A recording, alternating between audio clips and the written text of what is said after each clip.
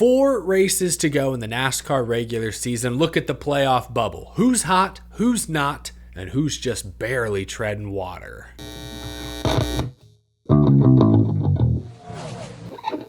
How's it going, y'all? My name is Eric. Welcome to Out of the Groove. The final push to make the playoffs is here, and some big names find themselves right around the playoff cut line. Richmond, Michigan, Daytona, and Darlington, the 4 races that remain before the 16-driver playoff grid is set. Today, we're going to look at those bubble drivers. I'll tell you who's on an upward, red-hot trajectory, who's ice-cold, and who's just feeling kind of lukewarm, and how maybe these upcoming tracks shake out for each of these drivers. Beginning with Martin Truex Jr., MTJ. I would say he's room temperature at the moment. He is 108 points to the good. I think he's fine. 3 of his last 4 finishes have been outside of the top 20. Obviously, he's still looking for his first win of the season, but he does have 3 stage wins. You could always have more playoff points, no doubt. I'm sure MTJ has enjoyed the 2-week break, and I'm sure he's looking forward to Richmond this weekend, where in the spring, he led well over 200 laps. In fact, Martin Truex Jr. has finished 11th or better in 11 straight Richmond Raceway races. So while Truex may not be red hot at the moment, that 108 point cushion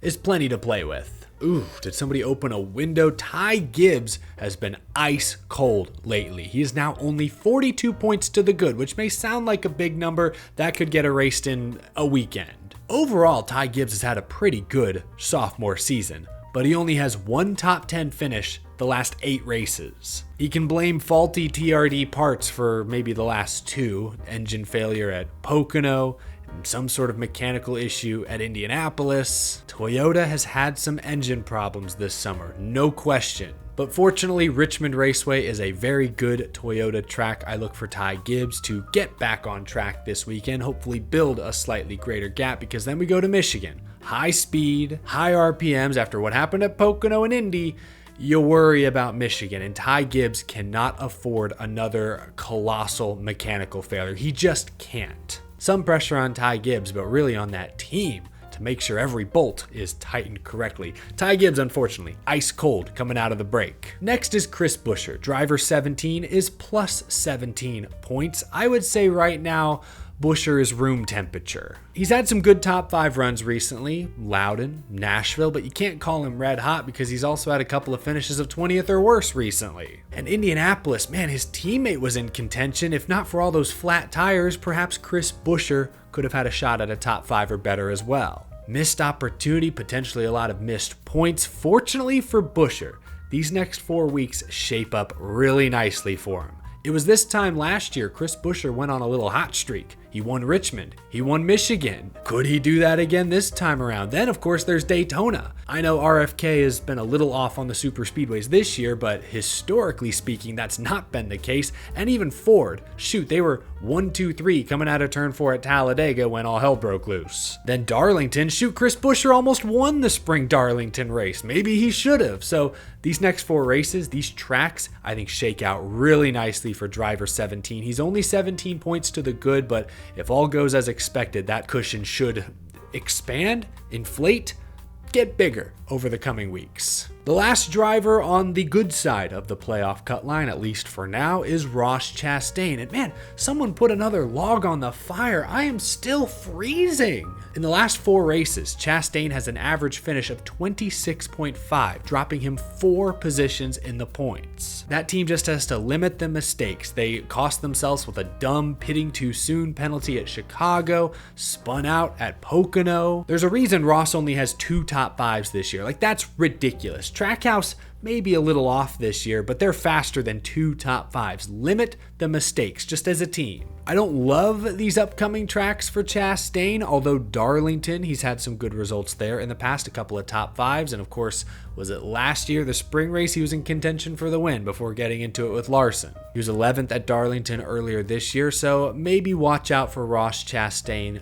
there. But bearing down on the number 1 team is the number 23. Bubba Wallace may be 7 points out of the playoffs currently, but finally, we've got a team that's red hot. The numbers don't lie. Ross Chastain has an average finish of 26.5 the last 4 races. Bubba, in that same span, has an average finish of 8.7. 18 positions better. That's why Bubba Wallace has closed the gap. He was 60 points back, something like that, not long ago. Now it's single digits. I like most of the tracks coming up for Bubba. He was 13th at Richmond in the spring, not too bad. At Michigan, in 2022, he finished 2nd, and even last year looked pretty competitive. And of course, we know Bubba Wallace can win at a super speedway. He's often in the mix. Bubba still has work to do. His teammate, Tyler Reddick, isn't battling for a playoff spot. No, he's battling for the regular season championship. So the 23 team has left a lot to be desired this year. It's encouraging that they've found some speed, some consistency recently,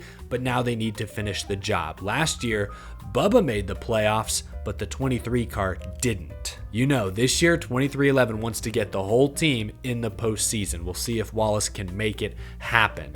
We got to look way further down the points. Well, just one position further, but like almost 80 points back for Chase Briscoe. 87 points out. He's sort of room temperature right now. Like, Chase Briscoe is the best Stewart-Haas driver in the points, but he's also not shown the flashes that his teammates have. Like, both Josh Berry and Noah Gragson have more laps led than Chase Briscoe this season. Briscoe's just been consistent. He's 87 points out. A good points day doesn't do too much for Chase Briscoe right now. He needs to win.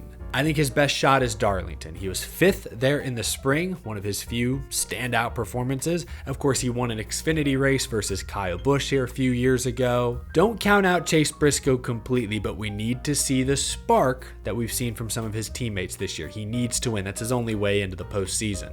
Same goes for Kyle Busch. 112 points back. Nobody is colder right now than Kyle Busch. 4 DNFs the last 6 races, an average finish of 27th. It's ugly. Even when he seems to have a good run going for him, something happens. It's sad to say, but Daytona is his only shot. He has a reasonable shot, though. He was 12th at Daytona in the spring. He was 3rd at Atlanta in February. He won at Talladega just last year with RCR. Shoot, going back to that Atlanta race, I forgot he was only a couple inches away from winning. So it's possible. You wonder if he'll get some help from his Chevy teammates. I mean, all 4 Hendrick cars are locked in the playoffs. Maybe they'll provide an assist, though Busch's teammate, Austin Dillon, is also outside of the playoff picture, and Trackhouse only has one of their 2 cars in the playoffs currently. Like we said, Ross Chastain needs some help. So we'll see what kind of drafting help Kyle Busch is able to align himself with. I think Chevy's strategy will be very interesting at Daytona here in a few weeks. Finally, I just want to highlight a few more drivers who I think have a realistic shot of nabbing a win. Beginning with the 2 front row guys, Todd Gilliland and Michael McDowell could realistically win Daytona. Todd Gilliland led 74 laps across the Daytona and Atlanta races in February. McDowell, of course, is a Daytona 500 winner and was leading on the last lap at Talladega this past spring before bad stuff happened. And one other driver I want to mention, another Ford, is Josh Berry. Like I said, he's had some sparks this year. Josh Berry, look for him at Richmond perhaps. He's been good at the short tracks this year, was 3rd recently at Loudon, 7th at Iowa. I believe he was 11th the first trip to Richmond. So watch out for Berry, and maybe even watch out for him at Darlington. Randomly a 3rd place finish there back in May. And actually watch out for Michigan as well. I forgot his crew chief is Rodney Childers, and Rodney crew chief Kevin Harvick to a win at Michigan less than 2 years ago. So you never know who might show up. But there you go. Hope you enjoyed this sort of playoff bubble recap. It's been a few weeks. Want to get everyone back up to speed. A reminder of who's trending where and what the point situation looks like. 4 regular season races left. Who do you think gets in? Who might fall out? Leave a comment down below. Thanks for watching. I'll be out of town for a couple of days here. I'll be back in time for Richmond, of course. So you'll see me then. But yeah, have a wonderful weekend, folks. I will catch you again real soon.